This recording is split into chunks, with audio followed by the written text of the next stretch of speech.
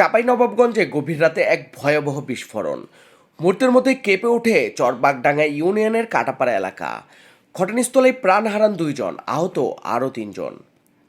শনিবার রাতে চরবাগডাঙ্গা ইউনিয়নের কাটাপাড়া এলাকায় কালামালির বাড়িতে এই বিস্ফোরণের ঘটনা ঘটে।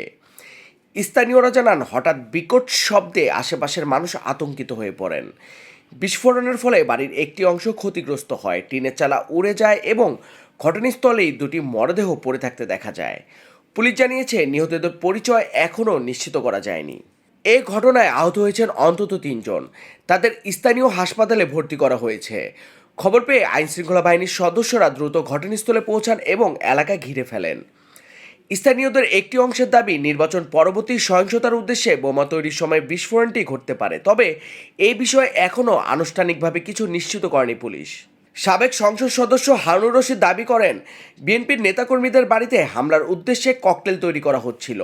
তিনি জড়িতদের দ্রুত বিচারের দাবি জানান। এই অভিযোগগুলোর বিষয়ে আইনশৃঙ্খলা বাহিনী বলছে, সব দিকই তদন্ত করে দেখা হচ্ছে।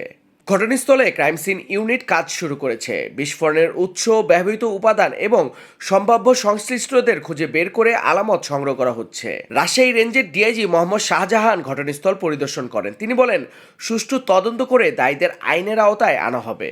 এই ঘটনায় এলাকায় উত্তেজনা ও শোকের পরিবেশ বিরাজ করছে। বিস্ফোরণের প্রকৃত কারণ কি তা জানতে এখন তদন্তের ফলাফলের অপেক্ষা।